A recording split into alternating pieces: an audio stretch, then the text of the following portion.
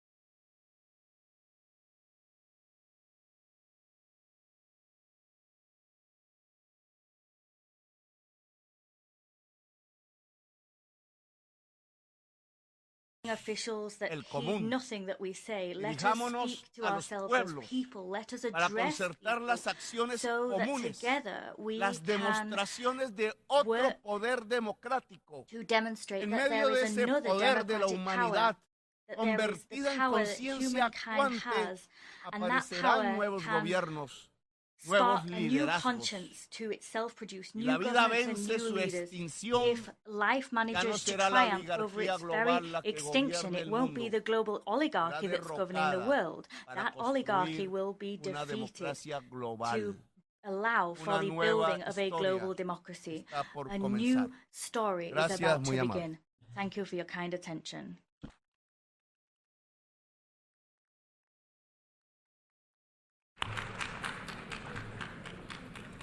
Agradezco en nombre I de la thank, Asamblea on behalf al of the señor General Presidente Assembly, de la the República President de of Colombia. the Republic of Colombia. A continuación, la The Assembly escuchará will now un hear discurso an de Su address Alteza by el jeque Tamim bin His Hamad Highness Al Thani, Sheikh Tamim bin emir del Hamad Al Estado de Thani, Qatar. Emir of the State Pido a of Qatar. protocolo que I acompañe a request Su protocol Alteza, to escort His Highness, a quien invito and I a invite him dirigirse a to la Asamblea. address the Assembly. إلى وقف القتال ونؤكد على دعمنا لكافة الجهود الإقليمية والدولية لإنهاء هذه الأزمة بما يضمن وحدة مؤسسات الدولة وسيادة السودان واستقراره. وفي ليبيا ندعم المسار السياسي وتنفيذ قرارات مجلس الأمن ونحث كافة الأطراف على العودة إلى الحوار وتجاوز الخلافات من أجل إتمام المصالحة الوطنية الشاملة والحفاظ على التقدم والمكاسب التي تحققت على المسارات الأمنية والسياسية والاقتصادية وتوحيد مؤسسات الدولة. لا يمكن للبلدان العربية أن تحقق الأمن والاستقرار من دون دول راسخة قادرة على التشريع وإنفاذ القانون ووضع سياسات وطنية وتنفيذها. ولا يمكن أن ترسخ أي دولة وتستقر بوجود قوى مسلحة غير خاضعة لها. هذه أمور بديهية لا نقاش فيها. السيدات والسادة، لقد تسببت الحرب بين روسيا وأوكرانيا بمعاناة إنسانية كبيرة وآثار على أوروبا والعالم. ونحن نكرر دعوتنا لجميع الأطراف إلى تطبيق أحكام ميثاق الأمم المتحدة وقواعد القانون الدولي والعمل على إيجاد حل سلمي بوصفه الحل الوحيد الممكن. وفي هذا السياق وانطلاقا من إيماننا الراسخ بمبدأ التسوية السلمية للنزاعات، قدمنا خلال العام الماضي سهاما ملموسا حيث أدت الوساطة القطرية إلى تبادل للمحتجزين بين الولايات المتحدة وفنزويلا، كما تم لم شمل عشرات من الأطفال الأوكرانيين مع ذويهم بعد أن فرقتهم الحرب. وختاما نؤكد أن دولة قطر لن تدخر وسعا في العمل مع شركائها الدوليين ومنظمة الأمم المتحدة لتوطيد أركان السلم والأمن والتنمية المستدامة وحقوق الإنسان وسيادة القانون على جميع المستويات والتصدي للتحديات العالمية من أجل تحقيق مستقبل أفضل للجميع. أشكركم والسلام عليكم ورحمة الله وبركاته.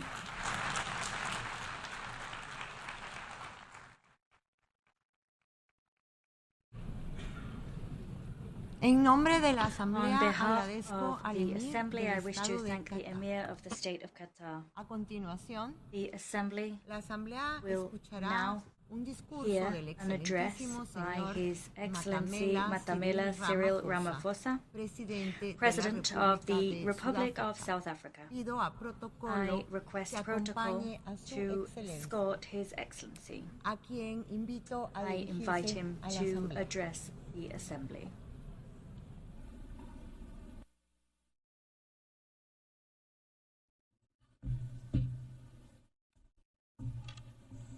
Thank you, Your Excellency, the Chair of the Assembly. We take this opportunity to thank the United Nations Assembly to give us a chance to speak. 30 years ago, South Africa was born as a new nation, equal, united, and free from apartheid.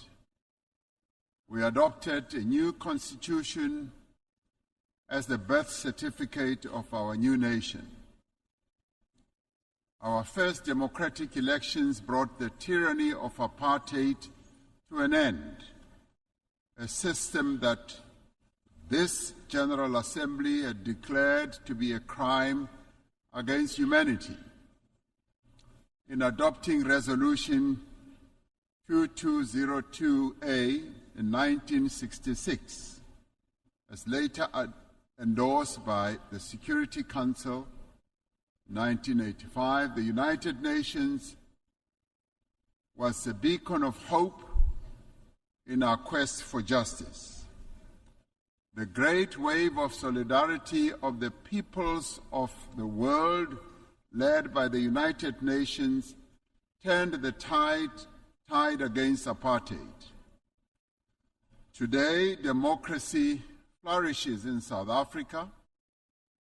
We have a progressive constitution, an entrenched human rights culture, and strong institutions.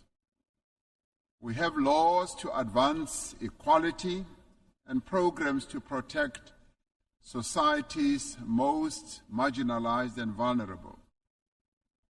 We continue to transform our economy so that it is in a more competitive position to create jobs, to attract more investment, and that it should benefit all. South Africa is a party to global treaties on human rights, gender equality, children's rights, refugee protection, and environmental protection.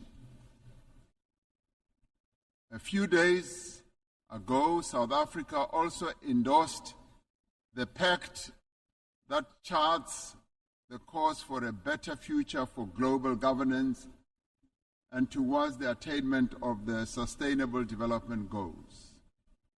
As signatory to the Paris Agreement, we are contributing our fair share towards the global effort and have a just energy transition plan to guide our carbon journey and climate-resilient development.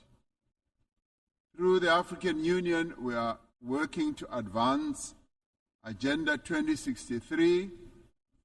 We're involved in mediation and conflict resolution across our continent and actively contribute to peacekeeping missions.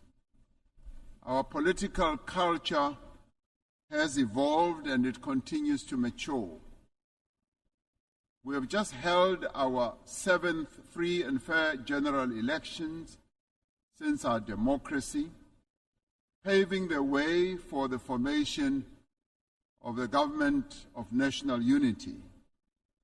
10 political parties have coalesced around a common agenda for economic growth, job creation, poverty eradication, and sustainable development. South Africa is in a new era, an era of great promise. In what some have called our second miracle, South Africans of all races have rallied behind the Government of National Unity. We are making headway in resolving some of our most pressing challenges. Our economy has started to improve, and investor confidence is on the rise. Our country's prospects look bright, and we look to the future with great hope. The South African story bears witness to the enduring role of the United Nations in global matters. In supporting our struggle, the United Nations affirmed the principles of the UN Charter, the fundamental human rights, the dignity and worth of every person, and the equal rights of nations, large and small. It affirmed the aspiration contained in the Universal Declaration of Rights that we should strive for a world free of barbarous acts that outrage the conscience of humankind. Genocide was declared to be a stain on the conscience of the world, and the world community took a stand against genocide. Apartheid was declared a crime against humanity and a stain on the conscience of the world. The United Nations took a stand against apartheid. These were seen as crimes against humanity then, and they continue to be crimes against humanity now. It has been 11 months since the Hamas attack that killed 1,200 people and where hostages were taken. As South Africa, we have condemned this attack. In response, Israel embarked on an act of collective punishment in its assault on the people of Gaza. The torment of the people of Gaza continues unabated. More than 41,000 Palestinians have been killed. Homes, hospitals, churches, mosques, and schools lie destroyed. Famine and disease stalk the streets of Gaza. This cannot but shock our collective humanity. The violence the Palestinian people are being subjected to is a grim continuation of more than half a century of apartheid that has been perpetrated against Palestinians by Israel. We South Africans know what apartheid looks like. We lived through apartheid. We suffered and died under apartheid. We will not remain silent and watch as apartheid is perpetrated against others.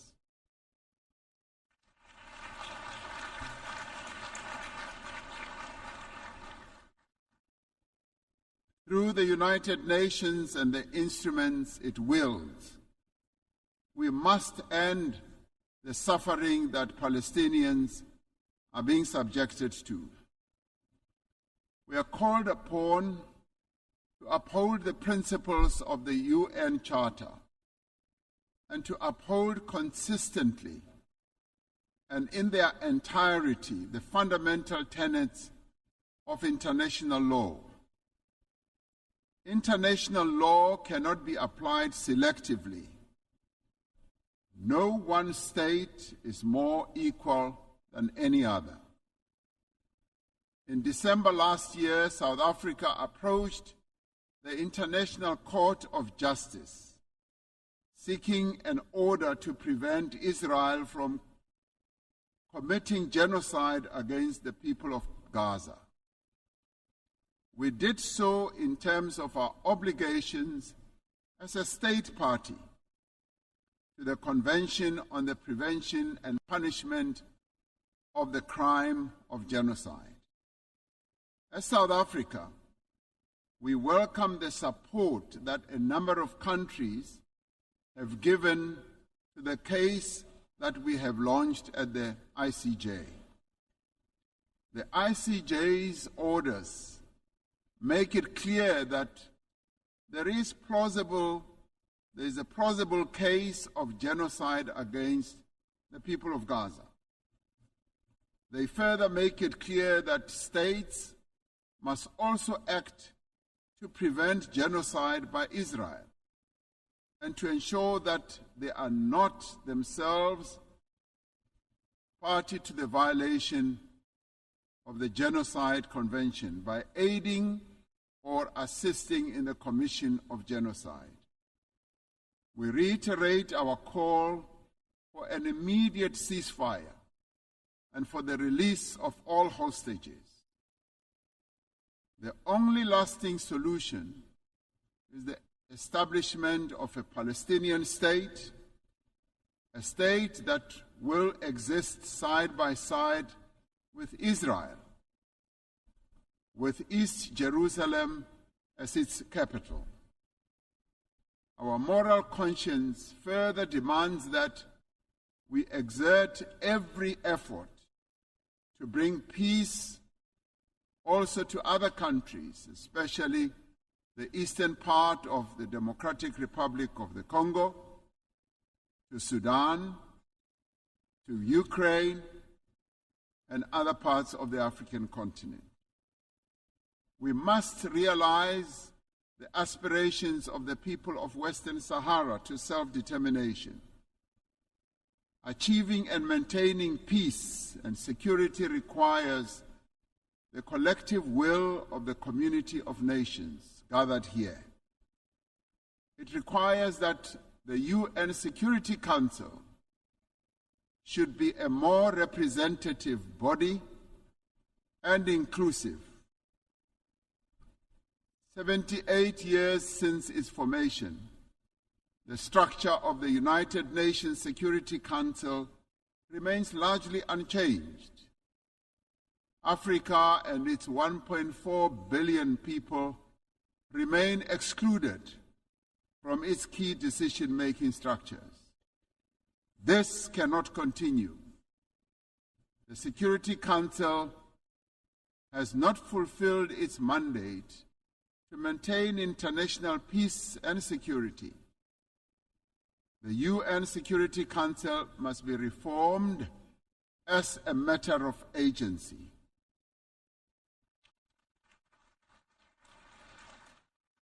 We would like to see the Security Council being more inclusive so that the voices of all nations can be heard and be considered. It cannot remain an exclusive club of just 5 nations to the exclusion of the many nations in the world. Africa stands ready to play its role in building a safer global order by participating in the work of the UN Security Council on the basis of respect and acceptance. The African Union and its member states are engaged in mediation, in dialogue and diplomacy across our continent to create conditions under which peace and development can take hold.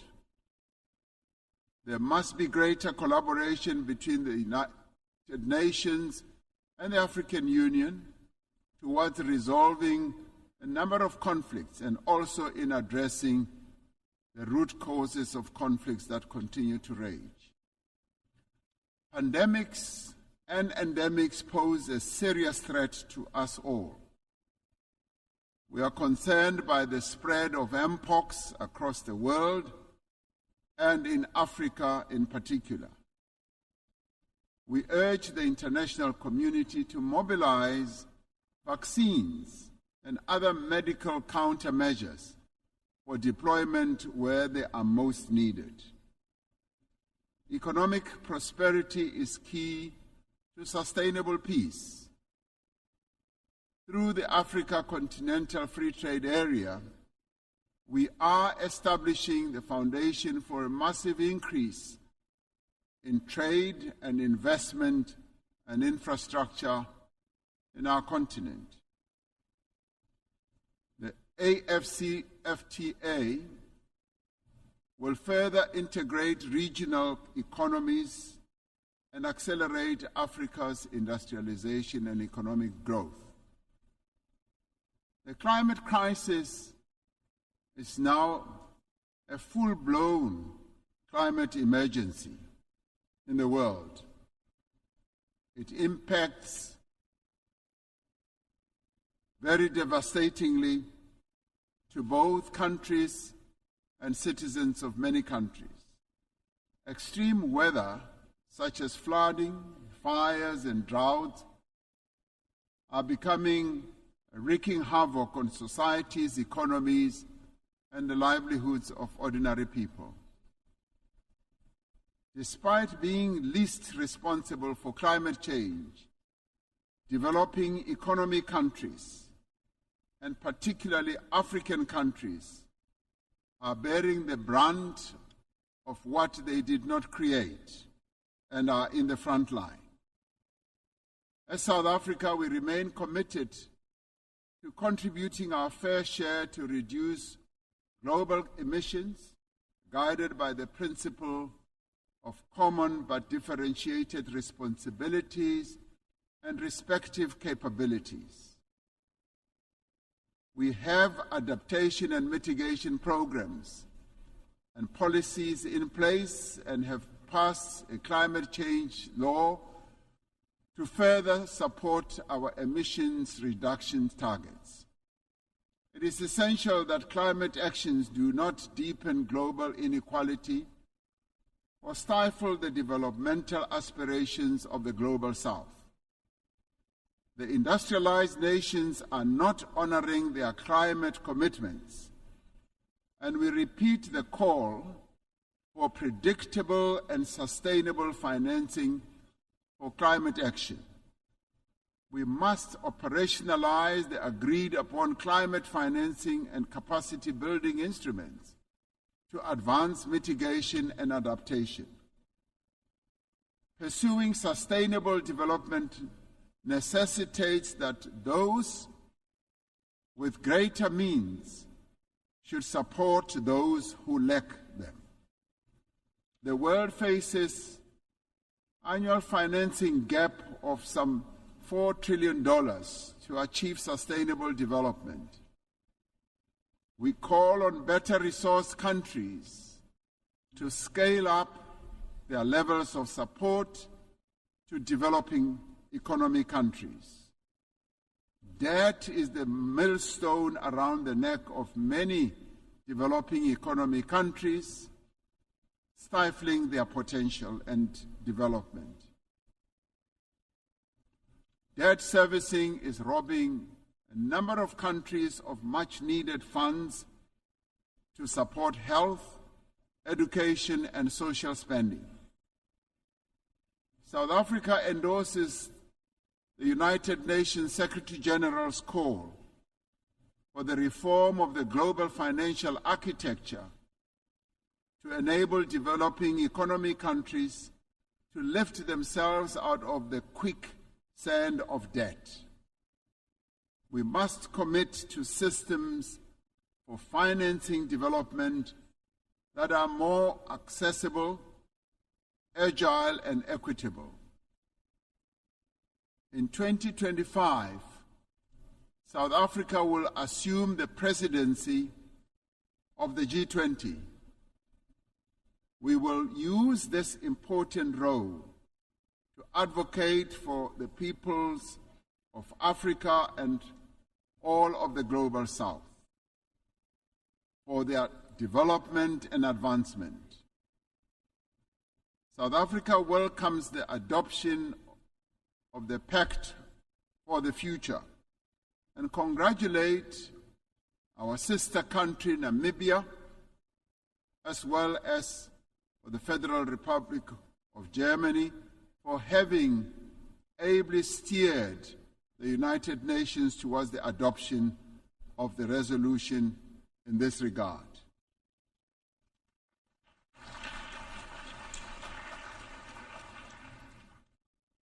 This Pact of the Future is a platform for us to focus on those actions we need to take together to build a world in which the equal worth of every person and the equal worth of every country is recognized and valued. We particularly welcome the commitments to place poverty eradication at the center of all our efforts, and for the Sustainable Development Goals financing gap in developing countries to be closed. the disparities in wealth and development within and between countries is simply unjust and unsustainable. We must continue to strive for equal treatment, for equal opportunity and advancement for all individuals and all nations. The Pact for the Future must reinvigorate international solidarity, like veins that carry sustenance to every part of the body. Solidarity is the lifeblood of human progress. It binds us together to nourish the greater good. It is achieving the greater good for the common good to which we all strive. Through dialogue, through respect for the rule of law, through the advancement of human rights, solidarity, we can and we will be able to achieve a better world for all the peoples of the world. I thank you.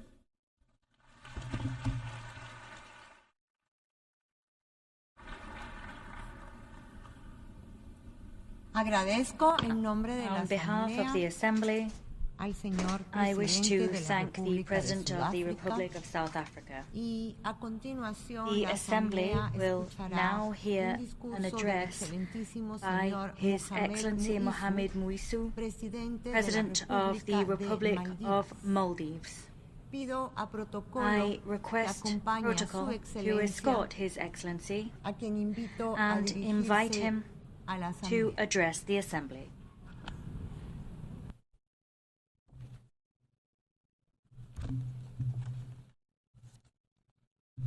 Bismillahir Rahmanir Rahim.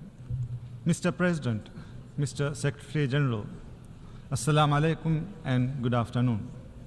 Mr. President, congratulations on the assumption of your presidency of the General Assembly. Our appreciation also to your predecessor for his strong leadership. We extend our gratitude to the Secretary General for his tireless efforts in steering the Secretariat. We gather here today at a delicate moment in the world history. Let's not mince our words today.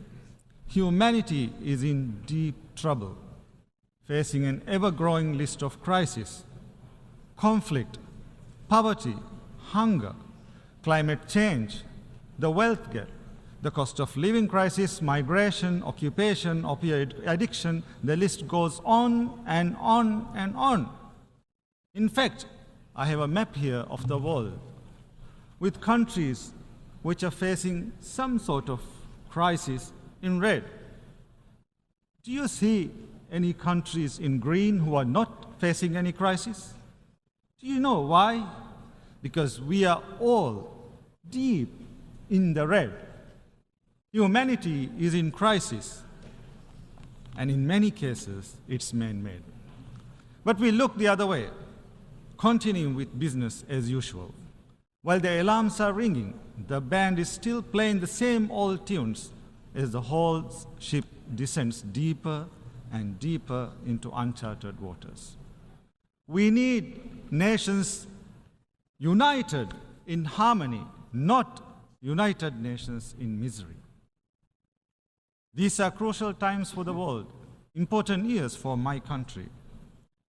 In 2040, the Maldives will celebrate 75 years regaining its independence. 75 years as a sovereign nation. As we look forward to that milestone in our nation's life, what we can hope to achieve? What do we wish to accomplish? And is the world ready to play its part? I took office as the President of Maldives last November, duty-bound by the aspirations of my people. The same aspirations I hold dear to my heart, not just for the present, but for the future too. Today, I'm here at the United Nations with a vision of where I want to take my country. By 2040, I wish to see the Maldives as a full-fledged developed nation, a nation that commands respect, is relevant, and one that embodies resilience, a society that is inclusive and just, a country that exemplifies sustainability and democratic governance. Destiny is not mere fate. It is a consequence of the many choices we make, the many decisions we take, and the many hours we work.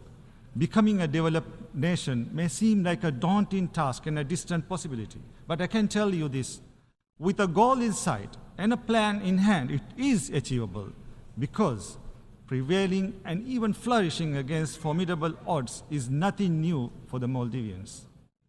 In 1965, when we regained independence, we were among the poorest countries in the world. 1/3 of our population was illiterate. More than 1 out of every 10 babies were dying before their first birthday.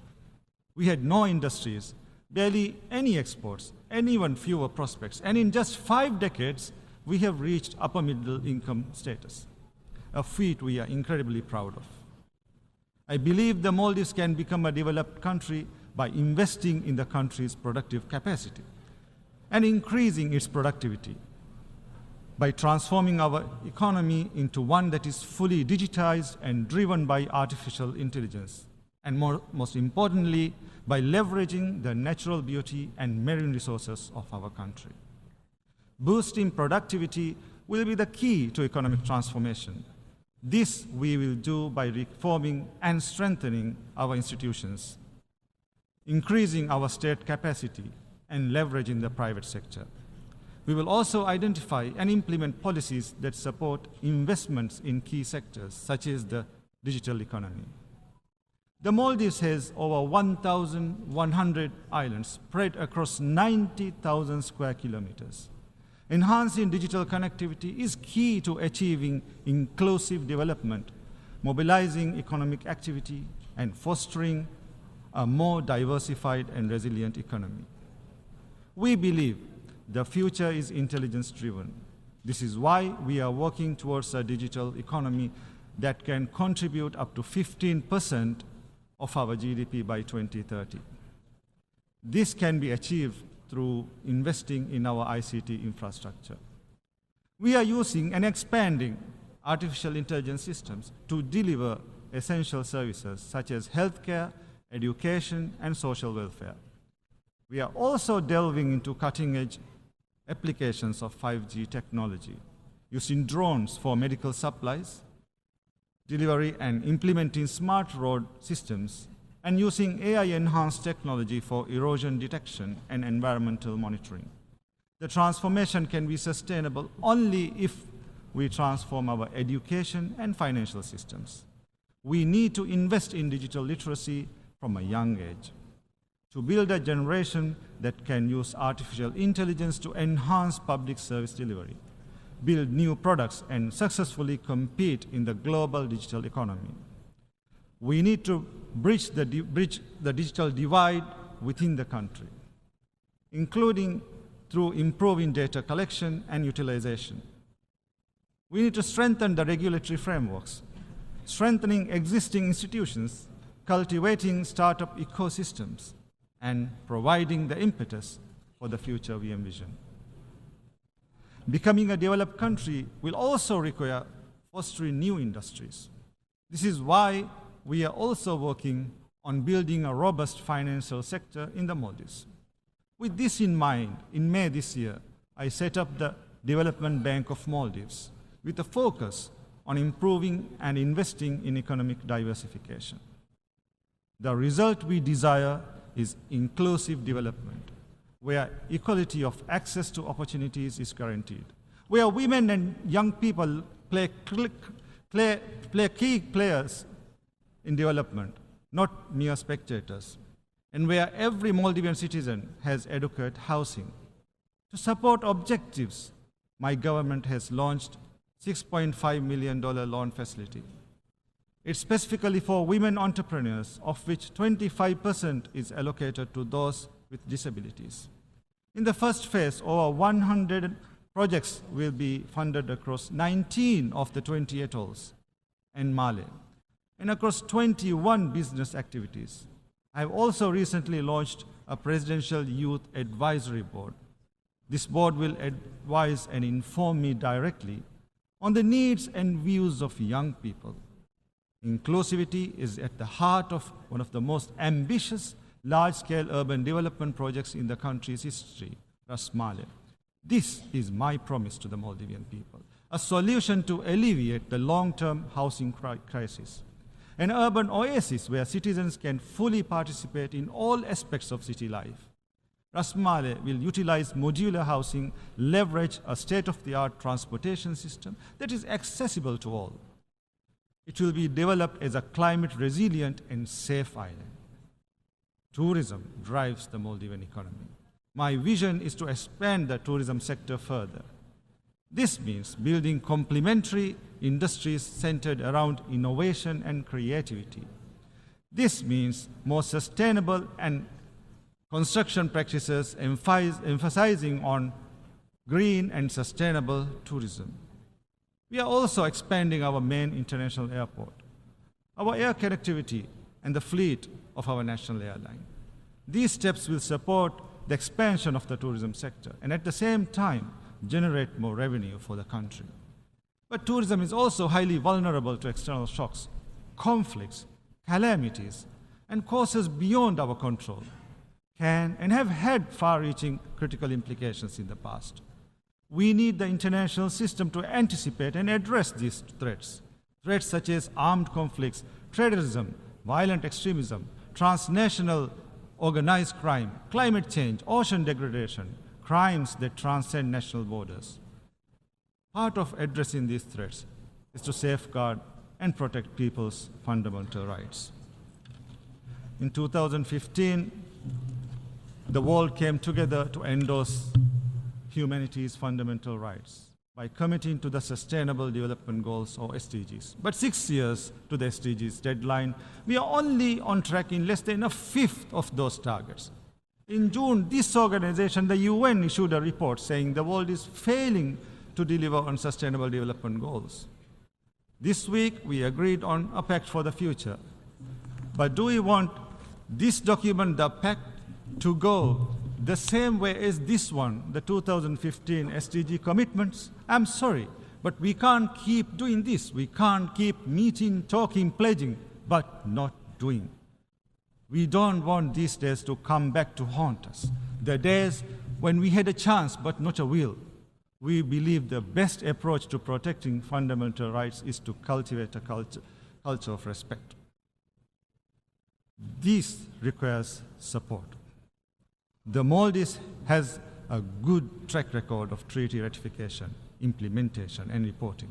We champion the right to environment because we are keenly aware of the consequences of environmental degradation. We also believe that violation of a right by any country, large or small, rich or poor, with powerful friends or not, must not be tolerated. This is why the ongoing massacre, the genocide by Israel in Gaza, is a travesty of justice and the international system.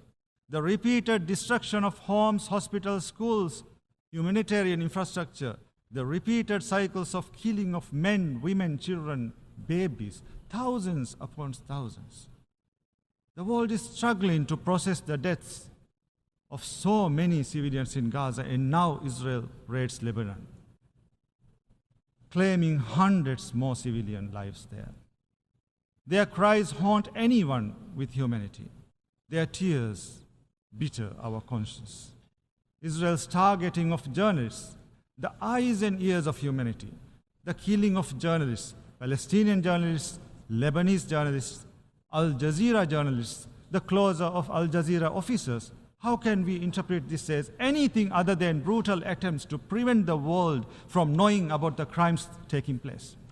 Israel must be held accountable for these acts of terrorism, for these violations of international law and UN resolutions. We must accept a sovereign and independent Palestinian state on the pre-1967 borders, with East Jerusalem as its capital. We welcome the decision to seat our brothers and sisters from Palestine with us here in the General Assembly for the first time, instead of behind us. Now we must ensure that Palestine becomes a full member of the UN.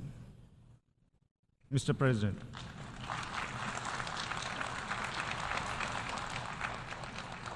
Mr. President, the Maldives is gearing up for an economic transformation that will change lives. But our policies can deliver the results only with sufficient international financial support. The Maldives has always taken ownership and responsibility for its own development.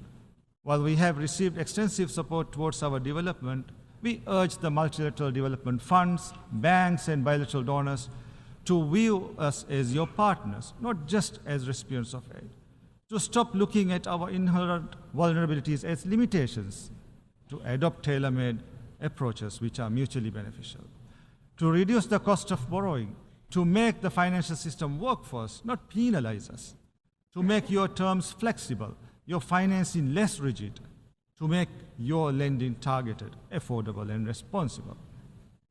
Mr. President, climate change is the most serious threat to our world, the defining challenge of our generation. It's washing away decades of progress in mere minutes. It's diverting already depleted resources of long-term development to emergency relief and reconstruction, preventing countries from adapting to climate impact. And the vicious cycle continues. The Maldives has always walked the talk. We are investing in renewable energy. Our goal is to have 33% of the country's electricity demand from renewable energy sources by 2028. On behalf of the Maldivian people, I implore you, do your part, act now. We must face the climate emergency head on with science, determination, and resources. The rich and emitting countries need to meet the financial pledges already made, especially on adaptation, where the financing gap continues to widen.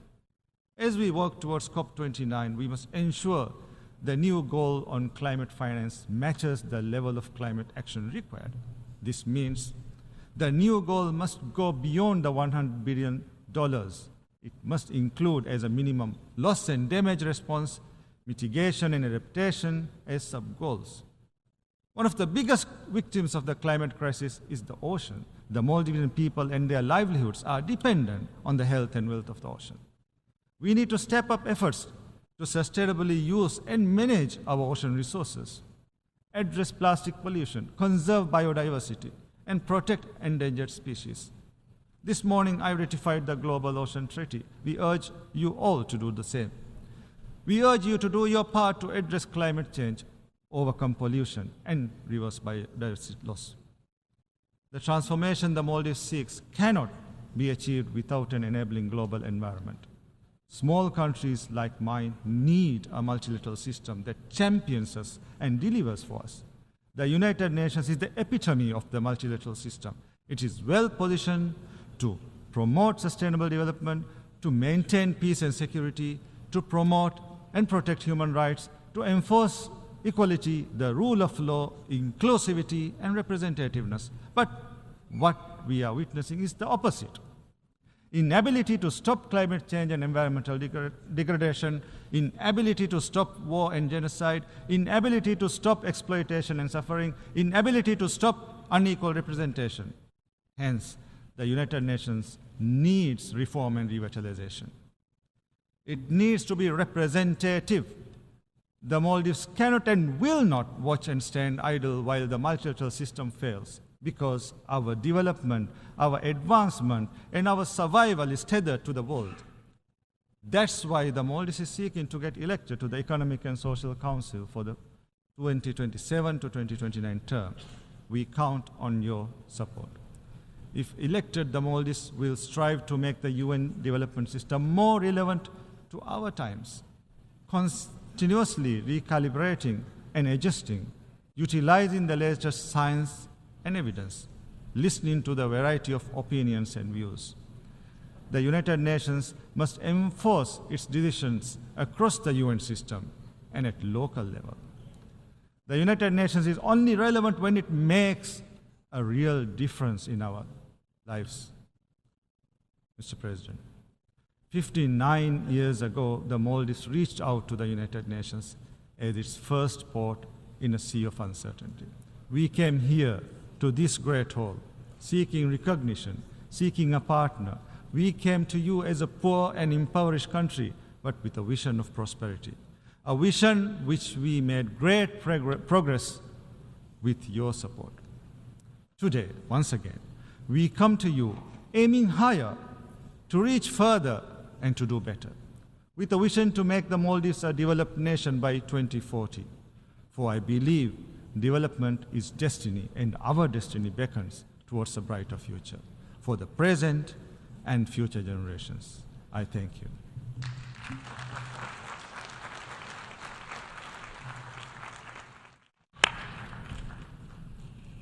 En nombre de la Asamblea, agradezco al presidente de la On behalf of the República de Assembly, Maldives. I wish to thank the President of the Republic of Maldives.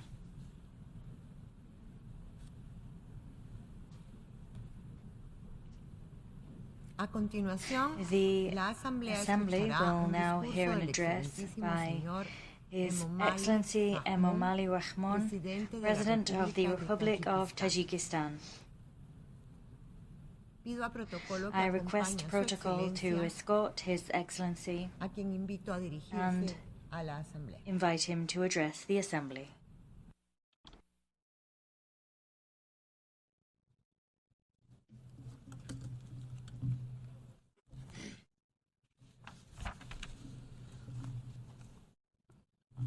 محترم جناب رئیس حاضرین Honorable گرامی President, در آغاز سخن Excellency جناب Secretary General, فیلمانیان گرا distinguished و delegates, ladies مناسبت and انتخاب gentlemen, شدنشان به I at حیث the onset extend رئیس my اجلاس warm words of 79 congratulation to His مجمع Excellency عمومی Mr. سازمان Pimon ملل on his متحد election تبریک as the میگویم. President of the 79th session of the حاضرین United گرامی. Nations General Assembly. امروز جهان در My شرایط خیلی heartfelt thanks حساس و also go out to مرکب His Excellency قرار Mr. دارد. Denis Francis in روندهای recognition of his پرتضاد fruitful گیاه engagement as the سیاسی President of the مسلح 78th شوی session با of the شتاب United Nations General Assembly. شدت گرفتن جنگی سرد Distinguished نزاعهای delegates, مسلحانه today the world پیامدهای is facing up تغییریابی to a اقلیم turbulent and و دیگر intricate خطر و situation. تهدیدهای گلوبالی Controversial بیشوبه geopolitical پیامدهای crisis, منفی rapid دراز مدت weaponization, escalation خواهند of the داشت. Cold War, armed در این conflicts, زمینه متحد سازی aftermath of climate تلاش‌های change, and مشترک other جامعه global بین‌المللی jeopardies and threats با will مقصد حفظ undoubtedly امنیت give و rise to ثبات the long-term و تأمین negative رشد consequences. استوار بیش از هر وقت In this دیگر context, it is ضرور critical more می‌باشد. than ever that we consolidate joint مسلم است efforts که of the international community to امکانیت protect تأمین صلح پایدار و حیات maintain آسایشته stability انسانیت and و ensure پیشرفت overall کشورها sustainable پیش از همه development.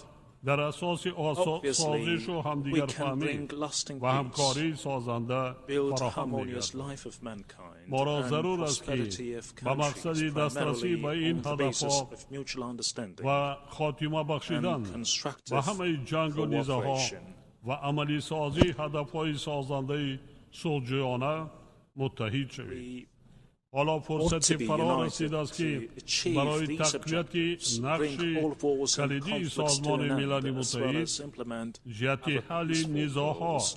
و It is high برقرار time سازی now to صلح و take ثبات bold and در effective steps سیاره forward to چاره‌های strengthen the موثر key role of اندیشه. the United Nations in در resolving رابطه با این conflicts and پیشنهاد restoring می‌نمایم که peace and توسط stability across قطعنامه the مخصوص planet. سازمان I, in ملل this regard, would 10 like to ساله propose تحکیم to صلح adopt a و special خاطر United Nations نسل‌های General Assembly آینده resolution قبول کرده declaring شد. the decade of promotion of peace چنانکه for future بارها generations. ایثار داشتم As I've stated time تاجیکستان and again, همیشه جانبدار Tajikistan حل always همه advocates the مناقشه و solution of all نیزه‌ها conflicts تنها only با through راه‌های سیاسی و political and دیپلماتی می‌باشد. diplomatic means. همزمان با این میخواهم تاکید same نمایم time, که جمهوری I would تاجیکستان like to پشتیبانی emphasize دائمی that خود the را Republic of از تطبیق Tajikistan روزنامه continues 2030 uninterrupted, جهت نائل شدن unwavering به support هدفهای of رشد استوار implementation ادامه of the می‌دهیم. 2030 قابل agenda ذکر to است که achieve محتوای sustainable اساسی development روزنامه goals. مذکور It is worth در noting that استراتژی the ملی principal رشد message of جمهوری this تاجیکستان agenda is برای دوره also تا سال reflected 2030 in نیز Tajikistan انعکاس یافته National است و Development جهت Strategy تطبیق هدفهای 2030 آن تلاش‌های and continued پیوسته efforts به خرج are داده being می‌شود. taken to achieve در برابر این the یکچند primary مشکلات goals. موجودند که برای مبلغ‌زایی Nevertheless, the سریوستی existence of a جهت wide range رشد of استوار difficulties مانع hinder ایجاد the می‌کند. timely financing of ناآرامی‌های sustainable امنیتی، development. بحران‌های Challenges اقتصادی و مالیوی، include گرمشوی security بی‌سابقه، turmoil, economic بر and اثر financial تغییریابی crisis, اقلیم unprecedented و تلفات warming due to گوناگونی climate بیولوژی change, and این loss چنین of پهن‌شوی biodiversity, بیماری‌های as well as an سرطی outbreak از جمله of چنین infectious مشکلات diseases. میباشد. در اعلامیه سیاسی In a که political چند پیش declaration از جانب recently مجمع adopted عمومی by the قبول General گردید، Assembly, کشورهای عضو member اعتراف states have کردند که admitted رسیدن به هدفهای رشد استوار در خطر است. achievement of the Sustainable طبق Development حسابات دبیر Goals کل is in سازمان ملل، threat.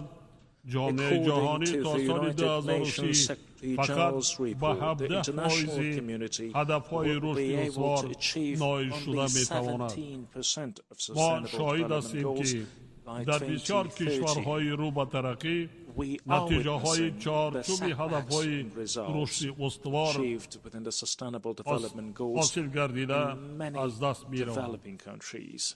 وابسته به این ما را ضرور است که تلاش‌های خود را We need به to خاطر intensify تطبیق سریع سریوقتی روزنامه 2030 2030 agenda فعالتر کرده با مسئله مبلغ‌زایی رشد استوار اهمیتی to the مخصوص financing for sustainable و همچنین development کنفرانس is چهارم that we need بین‌المللی to prioritize باید به sustainable development for مبلغ‌زایی developing رشد را که countries برگزاری and financing آن for- طبق قطعنامه with a view to مجمع عمومی facilitate and سازمان promote the ملل sustainable متحد development achievement. ماه We ایون do سال also believe 2025 that the fourth در international اسپانیا conference on در financing نظر for است development برای scheduled to be دریافت held راه‌های in رفع Spain مانع‌ها in July در سمت 2025 مبلغ‌زایی as per the رشد United Nations مهم General می‌باشد. Assembly resolution will ضرور است play که a crucial فعالیت role in نظام exploring بین‌المللی new approach مالیوی to و remove barriers اقتصادی و احتیاجات on the way to کشورهای رو financing به for ترقی development.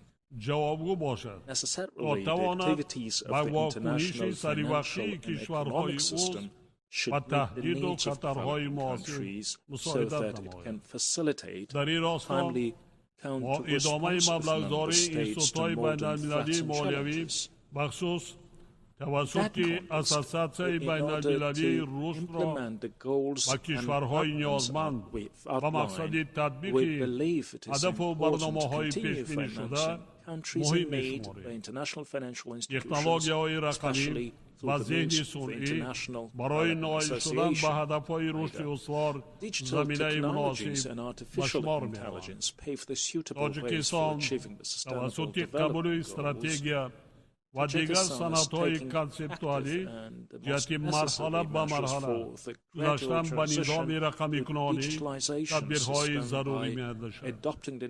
وابسته به این اشتها دارم که مجمع عمومی در اجلاس نوبتی عاید به نقش ذهنی صنعی در فراهمسازی امکانیت‌های نو برای رشد ساحه‌های اقتصادی و اجتماعی و صورت بخشی جهت رسیدن به هدف‌های رشد استوار در آسیای مرکزی قدنامه مخصوص قبول نماید.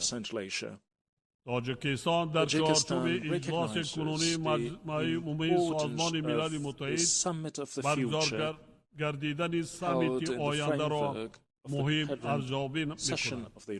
سند بین دولتی پیمان به خاطر آینده که در جریان سمیت قبول گردید در جاده تامین صلح و امنیت و رشد استوار نقش کلیدی دارد و ما از آمادگی جامعه جهانی برای تطبیق آن استقبال می‌نماییم. این پیمان در شرایط قبول گردید که میلیون‌ها نفر مردم آسایشته در منطقه‌های گوناگون جهان به خطر و خطرهای امنیتی دچار گردیدند. ما بر این نظریم که جامعه جهانی در روبروی تهدیدهای تروریسم و افراطگرایی، سودگرایی، کیبرجنایت‌ها، تبدیش غیرقانونی اسلحه و مواد مخدر، اینچنین دیگر ظهورات جنایتکاری فرامرزی باید عملهای مشترک و مؤثر را انجام دهد. در برابر این سالهای آخر افزایش افکار اسلام ستیزی اینچنین پدیده استفاده از سیاست دکتوره در مناسبت‌های بین المللی باعث نگرانی گردیده است. کشور ما در همکاری با سازمان ملل و نهادهای دخل‌داریان اینچنین دیگر شریکان جهت مقاومت به خطرهای امنیتی پیوسته اقدام‌های international مشترک را partners to راه counter اندازی security می‌کند. threats and challenges. با این مقصد تاجیکستان و دولت کویت در Tajikistan and the همکاری با state of دفتر ضد Kuwait in تروریستی cooperation with the سازمان United ملل Nations ماه Office نوامبر سال on جاری در Counterterrorism شهر الکویت will کنفرانسی hold the next نوبتی را high-level در conference دایره in the روند framework of دوشنبه Dushanbe آید به process مبارزه با on تروریسم counterterrorism برگزار in می‌نماید. the city of باور Kuwait, دارم East که November. این چهاربینی مسئله های پایداری We did امنیت و believe that ثبات these platforms will فراگیر mainly را focus on در the محور subjects خود related to the قرار داده persistence of inclusive و security ادامه and stability مکالمه and وسیع contribute to the و با continuation اعتماد of an اینچنین extended and تبادل trustful تجربه dialogue as و well as افکار سازنده facilitate در این exchange جاده of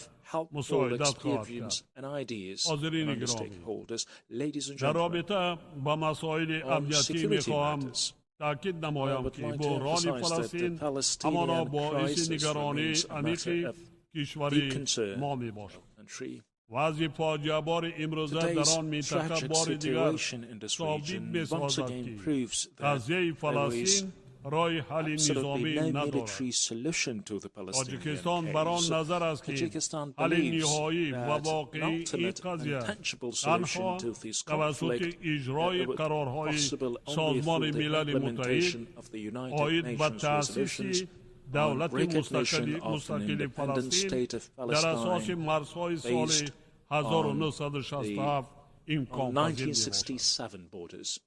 امید داریم که جانب‌های We درگیر hope that برای آتش بس conflicting parties و راه اندازی will take مذاکرات actions for صلح a ceasefire ادامه deal کرده اقدام and کرده arrange جامعه these جهانی negotiations. جهت احیای The ثبات international پایدار community will در take فلسطین effective steps تدبیرهای to restore موثر خواهد lasting داشت. stability in همچنین Palestine. ما جانبدار استقرار Moreover, we صلح uphold the ثبات پایدار establishment of و رشد enduring اقتصادی و peace and اجتماعی stability, در as well as افغانستان economic and همسایه social هستیم. development in و neighboring این مقصد Afghanistan. تاجیکستان To this end, همیشه آماده Tajikistan is مساعدت always در ready to مسیر accord احیا its و assistance رشد in the ساهای revival گوناگون and حیات آسایشته development در of a افغانستان wide می range of باشد. sectors در of برابر peaceful این life از جامعه بین المللی in باز هم Afghanistan.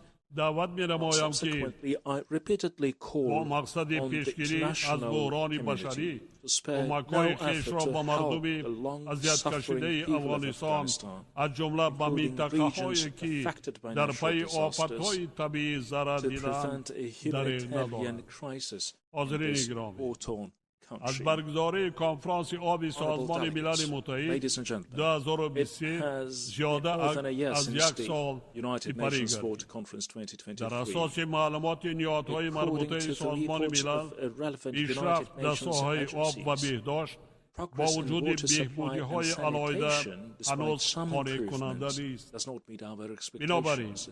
تاجیکستان It همچون needs to be کشوری تشبسکار much جهت تطبیق more done. عهده‌داری‌هایی که از As a نتیجه result, کنفرانس آبی Tajikistan, سال as a champion 2023 در actively روزنامه cooperates عمل with all آب stakeholders برمی آید to implement با همه commitments طرفهای stemming منفعت from دار the Water Action همکاری Agenda و of the آن United دارد. Nations Water Conference اجرای 2023. موفقانه این و دیگر Successful عهده‌داری‌ها accomplishment of و هدف these و وظیفه‌های and مربوط other به آب water-related از شریکی commitments مسیر and goals بسیار جانبه که will روش‌های depend همگرایی on و سلسله‌ای را effective تأمین می‌کنند multi-stakeholder وابسته خواهد partnerships بود. that ensure integrated در رابطه با and این systematic استفاده coherent پلتفرم approach. روند آب In this دوشنبه را regard, it is برای important for us پیگیری to take نتیجه‌های کنفرانس advantage آب of سازمان Dushanbe ملل Water Process مهم Platform می‌دانیم.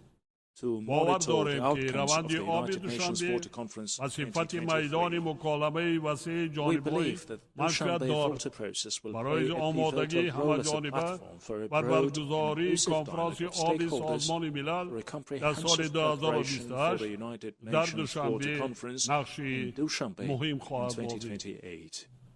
حاضرین گرامی، Your Excellencies, در distinguished پس participants, منظر پیامدهای تغییر آب اقلیم at the backdrop of جامعه the climate جهانی را change ضرور است impact, که در جریان the international استفاده community ذخیره‌های طبیعی needs to work و on فعالیت collective بی‌میلان approach ساحه‌های and مختلف initiatives حیات the proper انسان use of از ابتکارهای دست natural جمعانه resources کار and the بگیرد. relentless سالهای activities of آخر various fields آفتهای of human طبیعی life.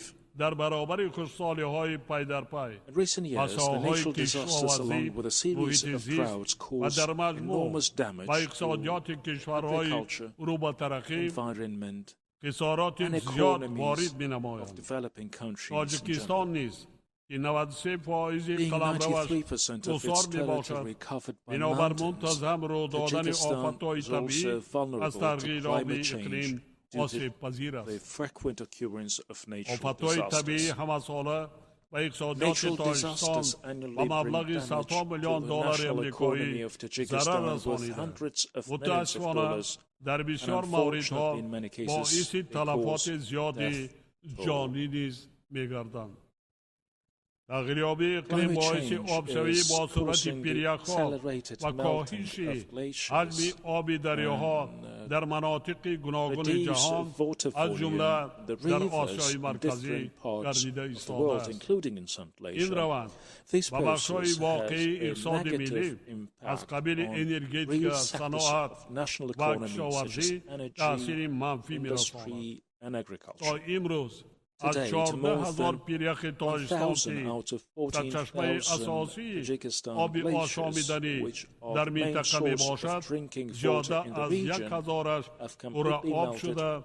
سرعت and the آبشوی pace of آنها their رو به melting is افزایش است. dramatically increasing. آن در حالی است که بارشات و This پیریک‌های is despite the تاجیکستان fact that تا 60 precipitation and glaciers فائز of منبع Tajikistan make up تشکل to یابی 60% ذخیره‌های of the آب source of آسیای water مرکزی را resources in تشکیل Central می‌دهند. Asia. ضمناً And با while تشبث the تاجیکستان United از جانب Nations سازمان General ملل Assembly's اعلام declaration of گردیدن سال 2025 2025 as the همچون International سال Year بین of المللی Glaciers چیزی Preservation at the پیریک‌ها initiative of برای رشد Tajikistan همکاری طرف‌های provides a مقصد suitable basis for زمینه مناسب را developing فراهم cooperation می‌آورد. among طبق stakeholders. قرار مذکور مجمع عمومی Pursuant to this United همچنین Nations General 21 Assembly مارس resolution, همه March ساله 21st همچون روز was جهانی declared as پیریک‌ها the World مقرر Glaciers گردیده. Day, تحت and سرپرستی دبیر کلی International Trust سازمان Fund to ملل promote متحد glaciers آنکه preservation was مقصدناک established آید under the به حفظ auspices پیریک‌ها of the United تأسیس Nations یافته است. Secretary General.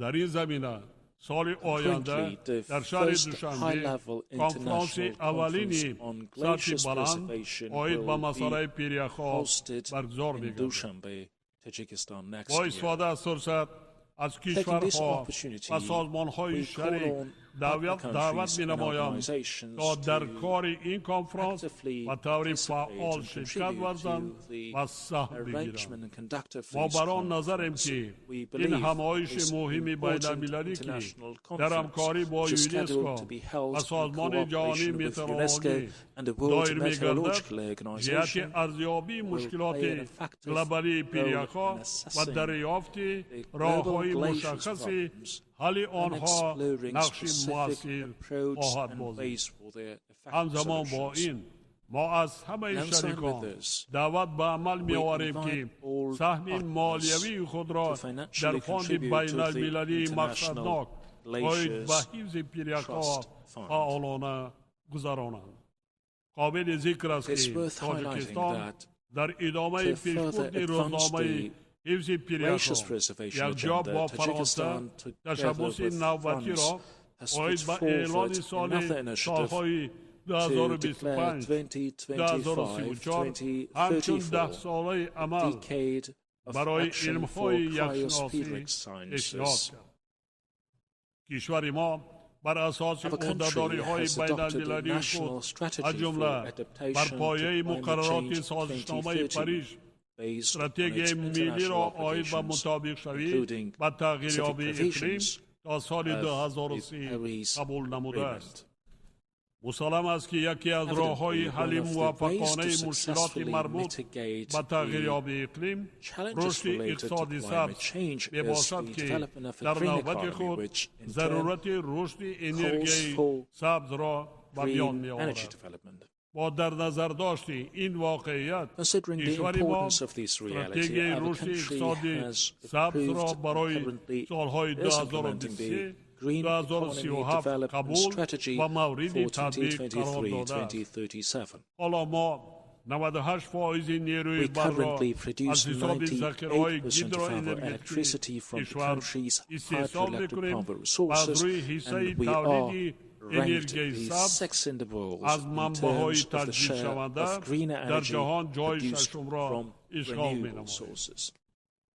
هدف The goal of the از تطبیق implementation نقشه‌های ما of در این our سمت تا plans سال in this direction is 2037 to و turn کشوری Tajikistan سبز تبدیل دادن into a green تاجیکستان country می‌باشد. by 2037. امروز برای جامعه جهانی Today, دریافت finding راه‌های solutions to حل the مسائل daily issues روزمره of مطابق adaptation to و climate تغییر change یابی and اقلیم reducing the و پس severity کردن of its شدت negative consequences تأثیر is منفی آن considered یکی از one of وظیفه‌های the اولین درجه به priorities حساب for می‌رود. the international community. می‌داریم که دولت‌های We hope that پیشرفته developed سازمان countries, ملل the United متحد Nations, و and its ساختارهای specialized تخصصی agencies, آن influential نیازهای با international نفوذ financial بین‌المللی institutions, مالیوی and other و دیگر international and ساختارهای regional بسیار multilateral جانبه entities بین‌المللی will و منطقوی further continue با این to مسائل pay مبرم serious می‌باید attention نیز to توجه these جدی important ظاهر and خواهند critical کرد. issues.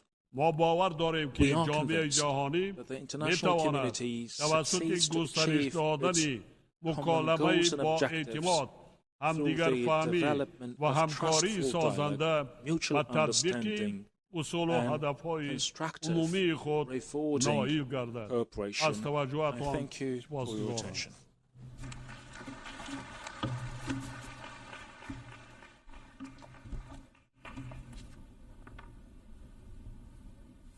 Agradezco en nombre de la On behalf Asamblea of the Assembly, al I presidente wish de la to thank República the de President Tayikistán. of the Republic of Tajikistan. Seguidamente, The la Assembly Asamblea escuchará will now un discurso hear del an address excelentísimo by señor His Gitanas Excellency Nausėda, Gitanas Nausėda, Presidente de la President of the República Republic de of Lithuania. Pido a protocolo I que request acompañe a protocol su to excelencia, escort His Excellency a quien invito a and dirigirse invite a him la Asamblea. to address the Assembly. Dear President of the General Assembly, Excellencies, ladies and gentlemen, over the last 2 days in this very room, global leaders welcomed the Pact for the Future. Together, we reaffirmed our commitment for multilateralism anchored in the 3 pillars of the United Nations: sustainable development, peace, and security, and human rights. These are all great and noble principles that have defined the essence of the United Nations systems since the end of the Second World War. Most significant global political developments, from decolonization to the end of the Cold War and the singing revolutions in Europe, have seemed to bring us closer to the bright future of peace, freedom, and human dignity. While this international rules-based world order was never perfect, it helped us to search for joint solutions. For many decades, we have been trying to resolve multiple conflicts and crises and address emerging global challenges such as climate change, unequal development, food insecurity, terrorism, and illegal migration. And then, more than 10 years ago, something entirely different happened. A permanent member of the Security Council began military aggression against a peaceful member state.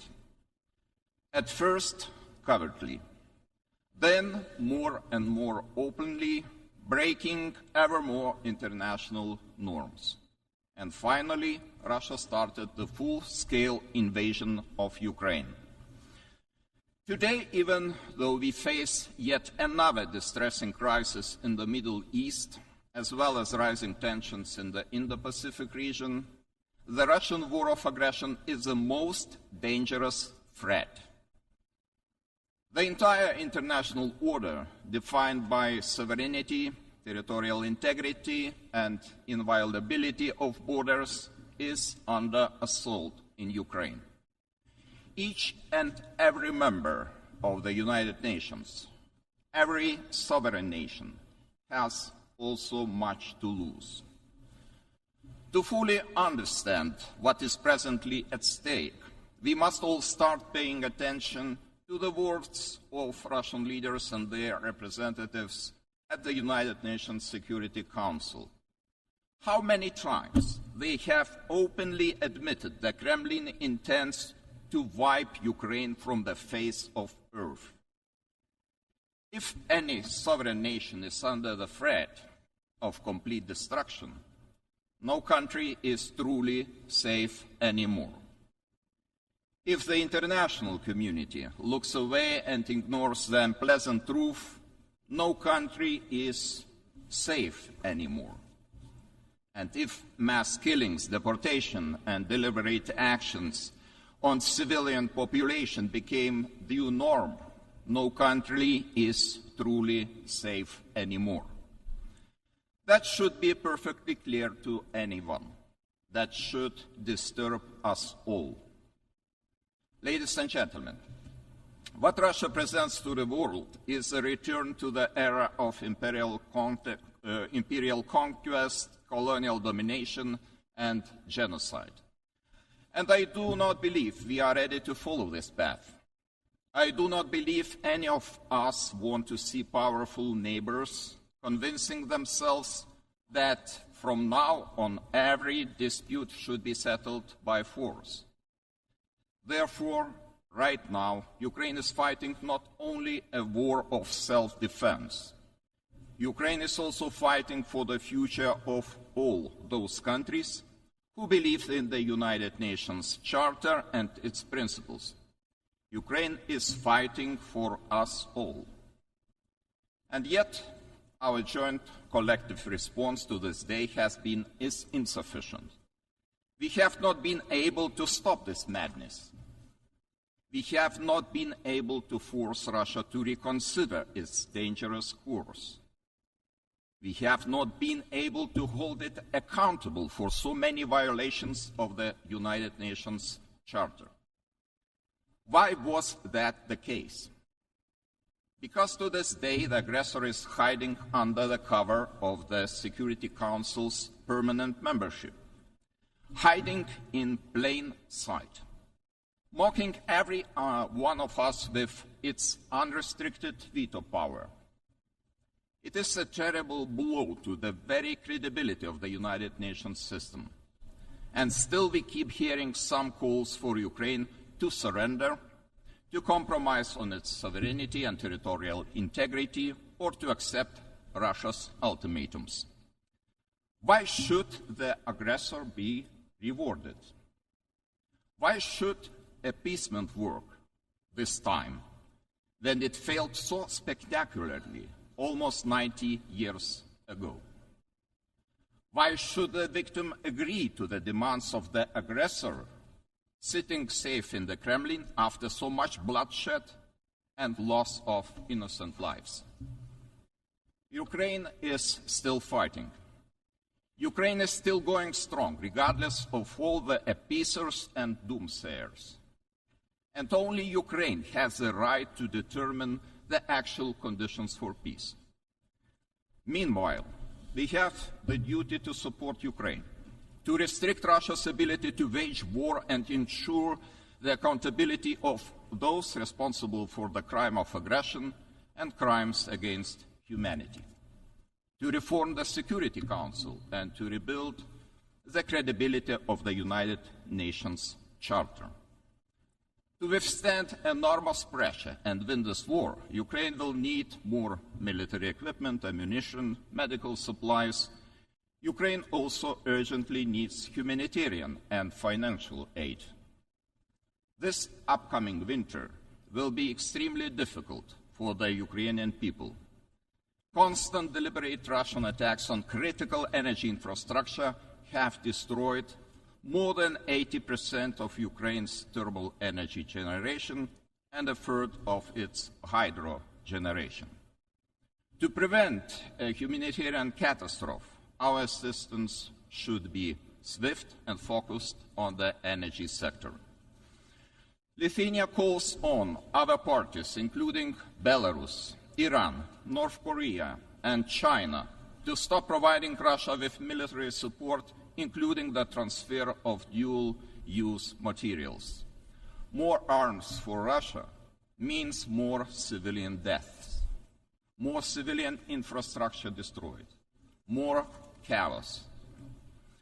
There is only one path towards comprehensive, just, and lasting peace: Ukraine's peace formula. It deserves universal support because it is based on the universal principles of the United Nations Charter: sovereignty, territorial integrity, and international law. Lithuania urges all peace-loving countries to actively engage in these efforts, including preparation for and participation in the next summit of the peace formula. The war could enter the end phase tomorrow if only Russia agrees to disengage and withdraw its forces from all the occupied territories. Ukraine does not want Russia's territories. It wants to liberate its own people, not Russia's. It wants to see prisoners of war and abducted children, thousands of them, returned. It wants the constant, deliberate bombing of civilian infrastructure, of so many schools, hospitals, and power stations to finally stop. To achieve lasting peace, more actions will have to follow. Justice will have to be served. Russia will have to atone for its many crimes and pay damages. The main culprits of the war of aggression and numerous war crimes will have to stand before the court. Vladimir Putin is already under an arrest warrant by the International Criminal Court for his crimes, specifically unlawful deportation and unlawful transfer of children. Immobilized Russian foreign assets should also be used to pay for the damage done to Ukraine. Finally, we must all join forces in pushing for a comprehensive Security Council reform. There is simply no place for Russia in the Security Council, which was created to maintain international peace and security. Excellencies, Lithuania hopes to witness Ukraine's victory soon. Until this becomes reality, Lithuania's position remains steadfast. We will not recognize Russia's illegal annexation of any Ukrainian region, be it Crimea, Sevastopol, Donetsk, Kherson, Luhansk, or Zaporizhia. We will not stop demanding that Russia ends grave violations of human rights and fundamental freedoms in the occupied territories of Ukraine. Lithuania will continue providing shelter to Ukrainian war refugees. Lithuania will continue supporting Ukraine with all possible means. Ladies and gentlemen, today, as the political divisions deepen and democracy seems to falter all around the globe, multilateralism remains our greatest hope. The United Nations has a crucial role to play not only in Ukraine, but also in the Middle East, Sahel, Horn of Africa, and in the Indo-Pacific region. We, as representatives of the international community, cannot remain indifferent in the face of the global crisis. We cannot stay silent on the breaches of international law and universal human rights, thus normalizing them. The pursuit of peace and justice requires our collective determination. It requires our unwavering adherence to the guiding principles of the United Nations. Now, as always, Lithuania is committed to promoting democracy, human rights, and accountability on the global stage. We call on all the members of the United Nations to unite in securing a better future for all, a future where every sovereign country is protected from imperialism and every human being from arbitrary violence and war. Let us build a safe future together. Thank you.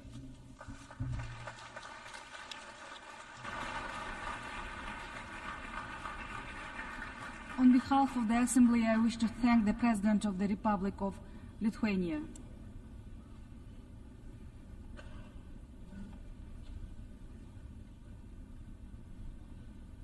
The Assembly will hear an address by His Excellency Julius Maada Bio, President of the Republic of Sierra Leone. I request protocol to escort His Excellency and invite him to address the Assembly.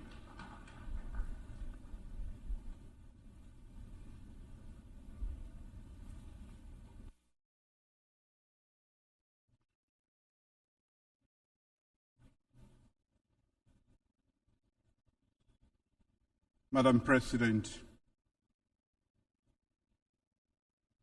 I congratulate His Excellency Philmon Yang on his election as President of the 79th session of the United Nations Secretary General and express Sierra Leone's support to you during your tenure.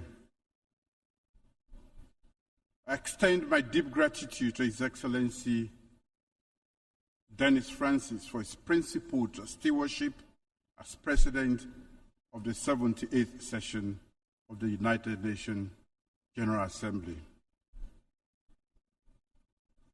I appreciate and thank His Excellency Antonio Guterres, Secretary General of the United Nations, for his tireless effort and global leadership. Madam President, more than 30 years ago, Sierra Leone was plunged into a decade-long brutal civil war. More than 50,000 people were killed, and millions fled their homes as refugees and internally displaced persons. The situation in Sierra Leone at that time was not unique. Conflicts existed in other parts of West Africa, in Africa, and around the world. In Sierra Leone, however, we overcame our challenges with a common vision for peace through genuine dialogue, committed leadership, and action. Notably, the hard-won peace we enjoy is not without its fragility, and we remain vigilant in safeguarding it. Sierra Leone's peace journey exemplifies the values of ownership, engagement through dialogue, and our partnership with ECOWAS, the United Nations, and the broader international community, which yielded the peace dividend. This story has shaped our engagement at the United Nations Security Council since the commencement of our second tenure in January this year. For almost 9 months, Sierra Leone, as an elected member of the United Nations Security Council, has endeavored to be a voice of reason and a bridge builder with balance and objectivity.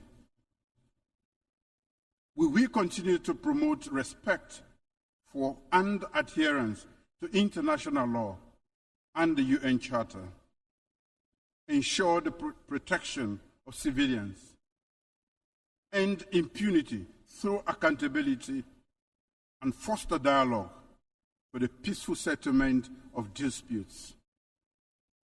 Our commitment to these principles is even more imperative now than ever before, as we are confronted with conflicts of great magnitude in the Middle East, Africa, Asia, and Europe.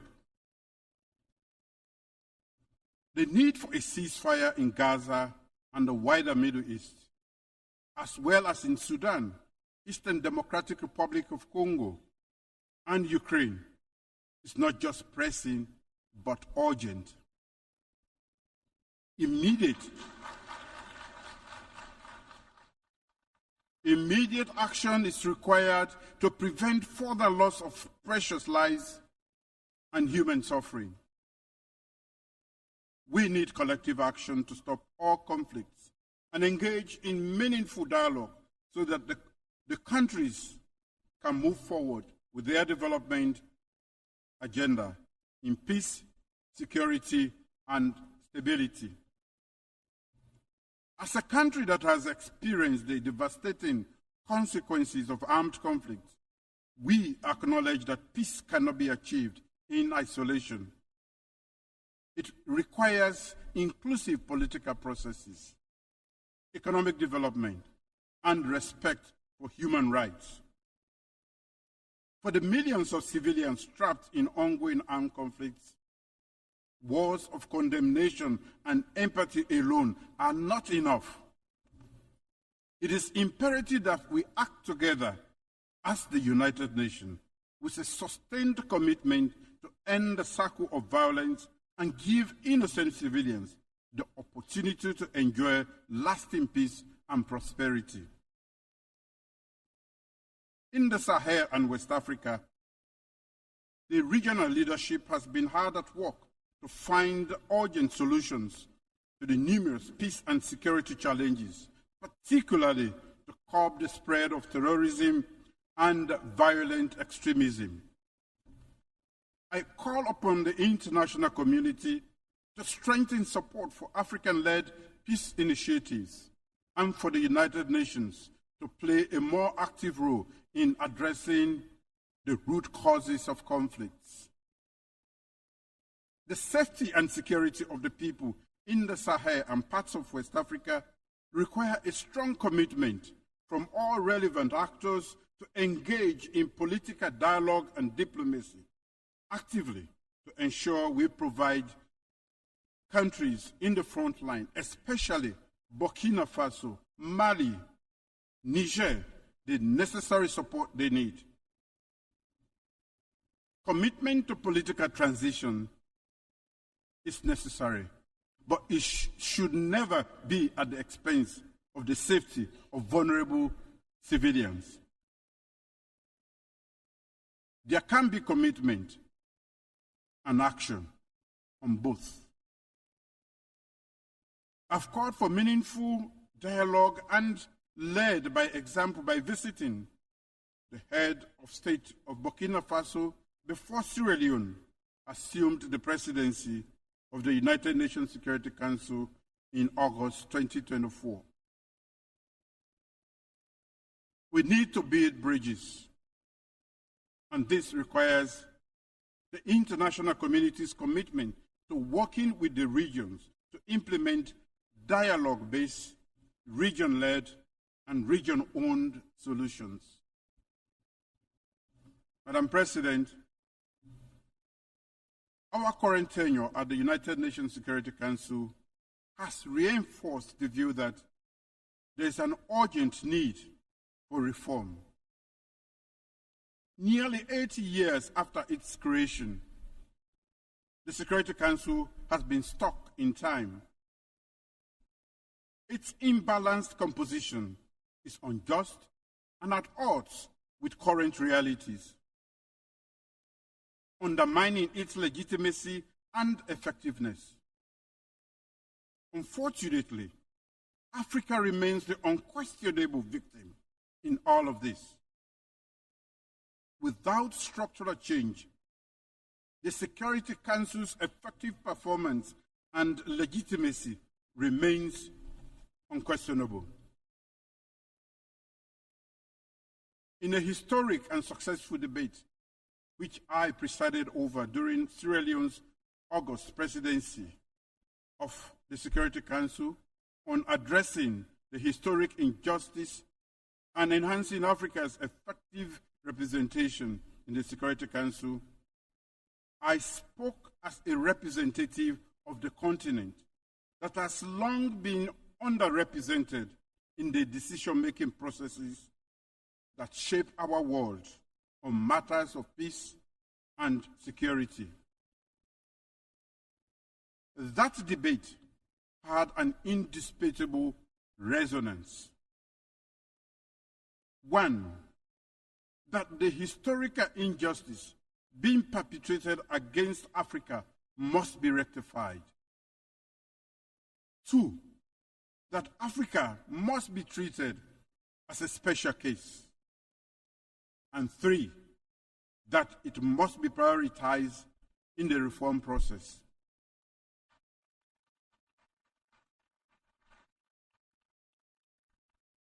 In expressing appreciation for the active and supportive engagement by the many interest and regional groups, as well as invited member states to the debate, the facts and issues are now clear to all. Africa has long been marginalized in global decision-making processes, and its voices are often drowned out. The legacy of colonialism, economic exploitation, and political marginalization has left deep scars on the African continent, thereby affecting its development, stability, and influence in international affairs. This results in a lack of meaningful representation on issues that directly affect the continent, such as conflict prevention, conflict resolution, peacekeeping operations, and sustainable development.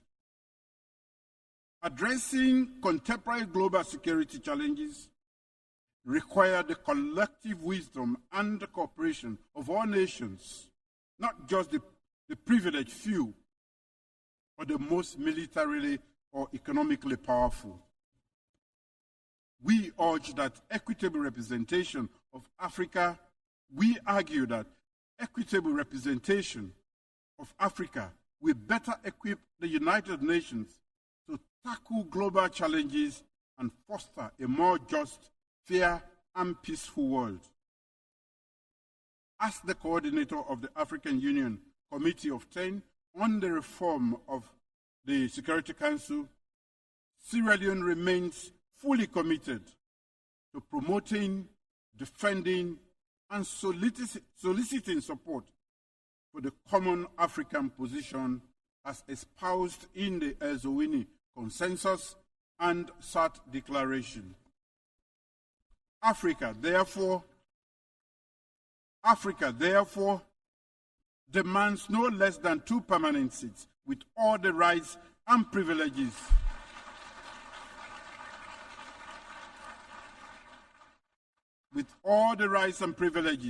of the permanent members, including the right to veto and 2 additional seats in the non-permanent category of the Security Council.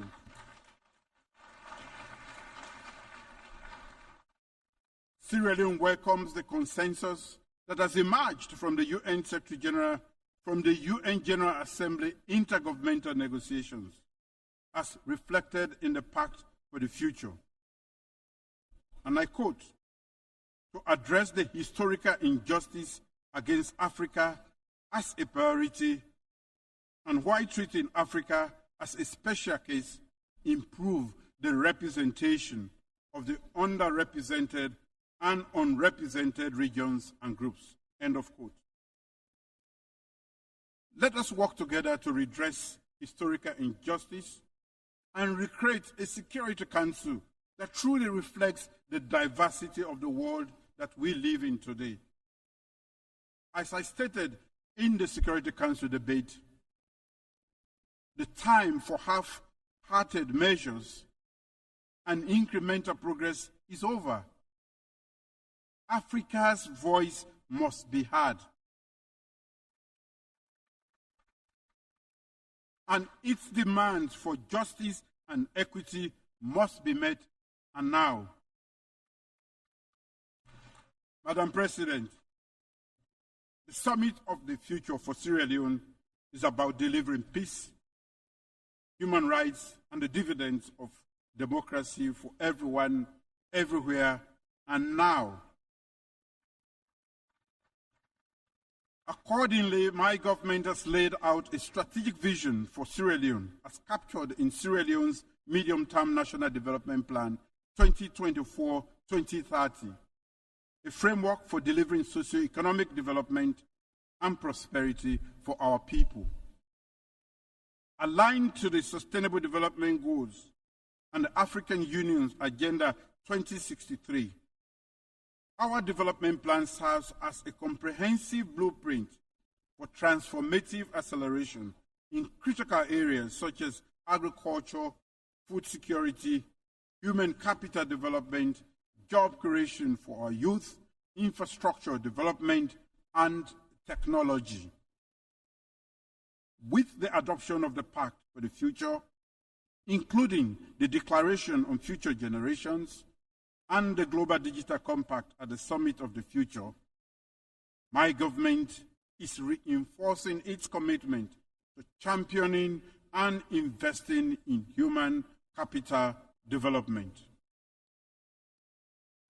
Human capital development is a profound commitment to our people's well-being and future.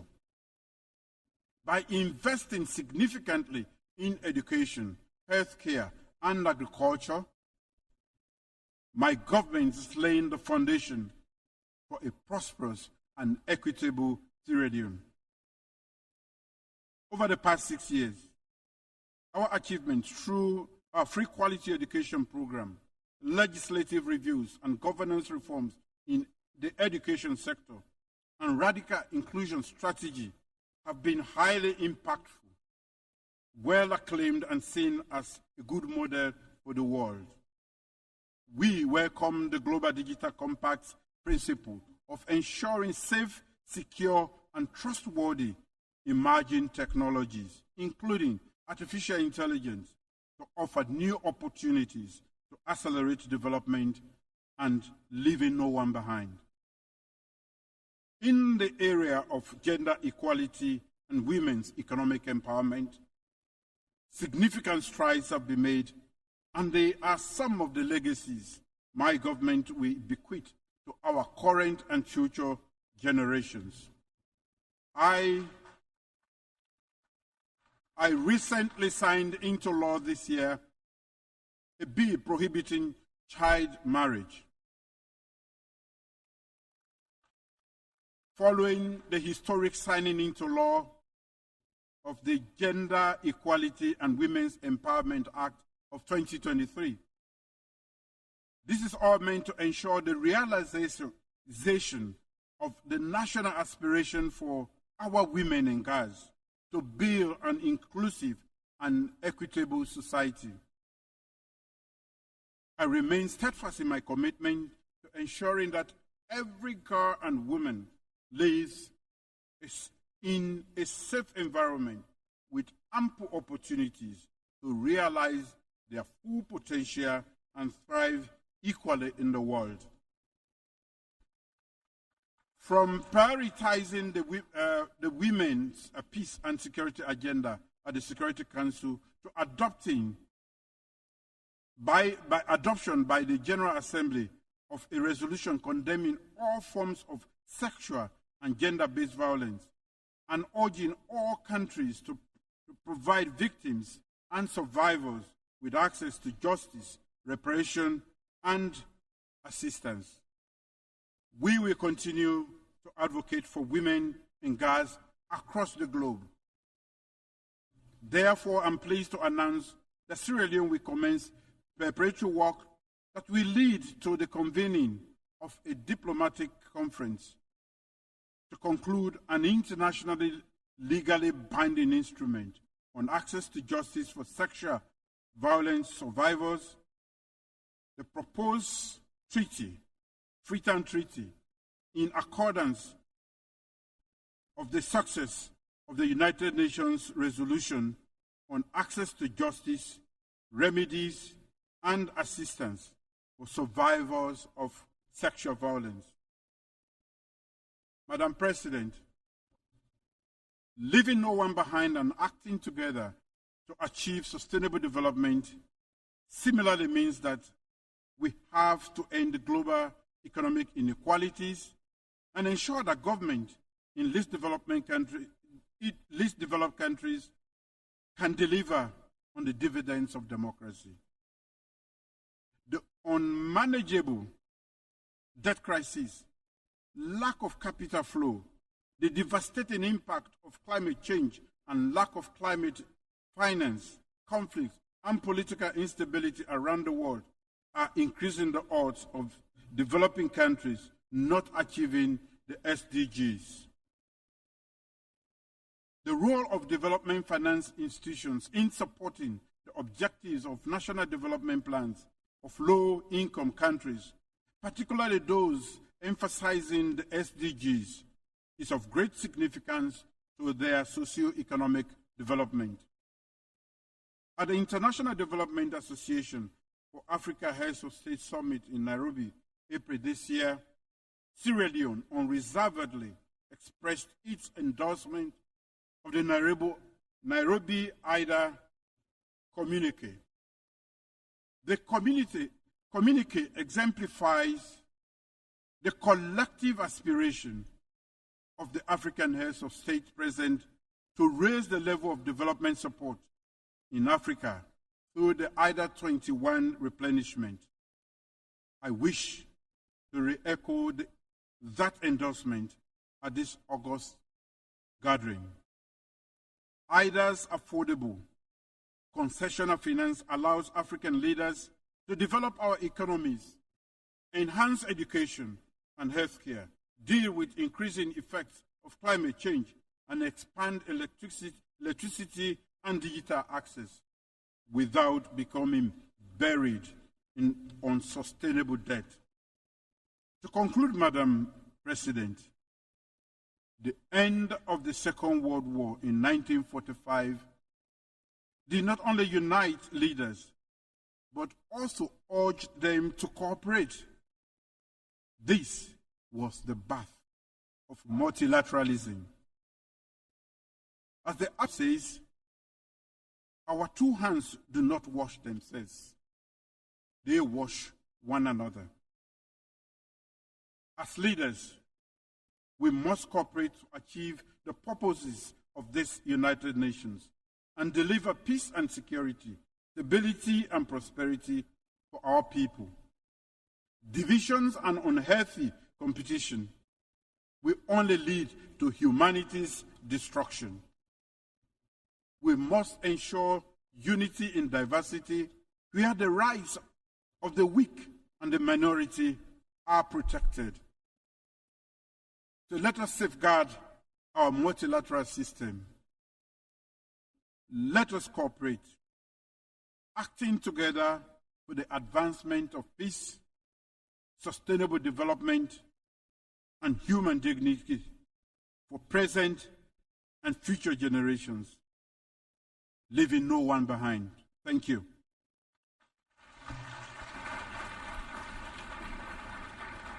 On behalf of the Assembly, I wish to thank the President of the Republic of Sierra Leone. The Assembly will hear an address by His Excellency Aleksandar Vučić, President of the Republic of Serbia. I request protocol to escort His Excellency and invite him to address the Assembly.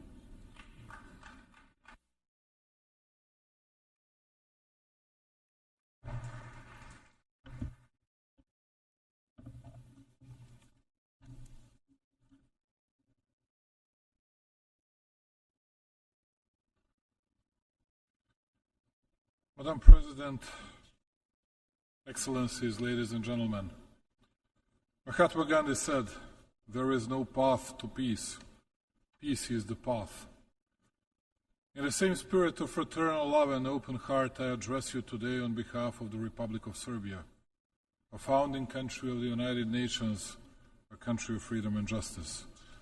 It is my honor to address you as President of the Republic of Serbia, the country on whose behalf I stand proudly before you today. A country that, despite the current global challenges, consistently perseveres in defending the principles of the Charter of the United Nations and international law, and that, through its activities and principled policy, strongly advocates the idea that is the main topic of this year's session. Ladies and gentlemen, when we talk about the current moment this year again, to my immense regret, I have to state that the situation in the world seems even more difficult and dark than a year ago. The tensions are growing and challenges are becoming more numerous and complex. What worries me the most is that despite our declaratory efforts for peace, development and prosperity of humanity, There is no end in sight to this geopolitical nightmare. I would not like to see the wise words of the former President John Fitzgerald Kennedy becoming the words of a prophet. Mankind must put an end to war, or war will put an end to mankind. Today, mankind relies more on technology than it relies on mankind. This year, we are once again talking about tragic conflicts and destruction that bring suffering and enormous human losses, as well as about the numerous serious consequences that inevitably accompany armed conflicts. The Republic of Serbia and the Serbian people deeply sympathize and share the grief for all the lives lost in the conflicts happening around the world, including the tragic events in the Middle East and Ukraine. It is unforgivable that today, in the 21st century, we are talking about gruesome figures related to children who have died in conflicts. It seems absolutely incredible, but the world is on the verge of nuclear disaster and nuclear holocaust. In a desire to win and destroy the other one, step by step, we were getting closer to the verge of precipice, and eventually we got there. We live in a world where no one listens to anyone. There are only our arguments and our truth, while the other ones must disappear because they always endanger our or universally false values. We need to talk, even when we disagree. We need to restore the eroded credibility and authority of the United Nations. And I need to say, that's why Serbia will strongly support a bigger presence of African country in the United Nations Security Council, and we believe that bigger African presence will mean a lot for the world's peace. We need to stop the practice of double standards being applied to restore faith in international law and the principles we all agreed on long ago. We must restore faith in peace, the only path that has no alternative. We owe that to every innocent victim anywhere in the world, to all the current and future generations. The future of the world in the next 5 or 25 years is a matter of our choice, but it is also our responsibility. All of us that have gathered here from all over the world did that for, we'd say, noble, but first and foremost for selfish reasons. Almost always the leaders from all and even the most powerful countries speak in front of you, allegedly addressing you, but actually addressing only their public and not caring substantially for the real concerns of the world today. I'm not very much different. But today I will not present to you only Serbia, the founder of the United Nations, its successes, its high growth rate, because I have and I will have the opportunity to brag about the results we have achieved in my country. And by the way, I know that all of you here are not very much interested in the respective. Today, I will speak about how the collapse of the modern world had started, about when and how the UN Charter was discredited, and when we stopped believing in law and started appeasing the force. I will explain it to you on the example of my country, to me the most beautiful country in the world, Serbia, how it was being destroyed and trampled on, and how today, because of its tenacity and freedom-loving tradition, it is a small stone in the shoe of the big and powerful ones. After the big victories that a better part of humanity won in the World War I and the World War II, and Serbs as the nation suffered the biggest losses proportionally to its size in the Great War as well as in the World War II, where they were one of the few nations in the Southeast Europe that had confronted the Nazis from the very beginning. And that is why Belgrade, as the capital of Serbia, was perhaps the only city that was brutally bombed and devastated already at the beginning of 1941. We Serbs were not, unlike the others, welcoming Nazi tanks with flowers, and we paid a high price for that. Nevertheless, neither crying nor laments from the distant past, nor the self-victimization are the subject of my speech today. I would like to warn you, dear friends, of what had happened to Serbia, a precedent that is being used and abused in different parts of the world, to warn you of the Pandora's box that was opened neither 2 nor 5 years ago, but much before, and that everybody is so loudly silent about. The absolute dominance of the Western capitalist way of manufacturing, its science and technology supremacy, convincing victory against the Eastern contender, Soviet Union first of all, within the framework of the Third Industrial Revolution, brought the world, some would say, to the end of history and complete hegemony of the Western ideas in all spheres of social life. Apart from, of course, good things it had brought to the mankind, such a dominance of non-existence of balance and political multilateralism destroyed at the same time Soviet Union and Yugoslavia. Of course, it did not happen by accident. By all means, it did not happen by itself, but it was helped by the decisive involvement of the Western intelligence services, which were supported by the national corrupted elite, both in the Soviet Union and in Yugoslavia. Why am I mentioning all this? Because even today we heard from many that by attacking Ukraine, Pandora's box was opened. The undermining of international law took place, that it was the precedent not witnessed by Europe since the World War II. This is the utter untruth. Just to make things clear, Serbia supports the UN Charter, territorial integrity of Ukraine, and we did not question it for a moment, nor shall we. However, when the big leaders speak vigorously and ardently here about the need for Ukrainian freedom, about the observance of the UN and its Charter resolutions, I ask myself, why don't they observe the UN Charter and Resolution 1244 when it comes to the territorial integrity of Serbia, which in the strike of their own power in moments when they thought that they would violate the norms of international law the way they wanted, to the extent they wanted and so long as they wanted, because they had finally won against all the opponents, so it was possible for them to spill the rage upon one small nation and to relentlessly rush towards violation of all norms and regulations, not even trying to provide some explanations. That is why in 1999, here at the United Nations, they had tried to pass the decision on the attack and aggression against Serbia. And since the consent had not been reached, they had nevertheless taken the decision to attack, to bomb Serbia and commit aggression, because at that time they couldn't care less about the UN Charter, its resolutions and international law. They were uncontested power that did not ask anyone about anything, and they thought it would go on like that for hundreds of years. It was by accident that we, citizens of Serbia, were the ones who paid the high price. It could have been anybody else. Thereby, it does not even occur to me to say that we were angels and that there was no our responsibility in all that. But, substantially, the destiny of one small nation, with no right and justice applied, was decided by the big and mighty Western powers. It is interesting that first they helped tear apart the big Yugoslavia along the lines of internal communist borders,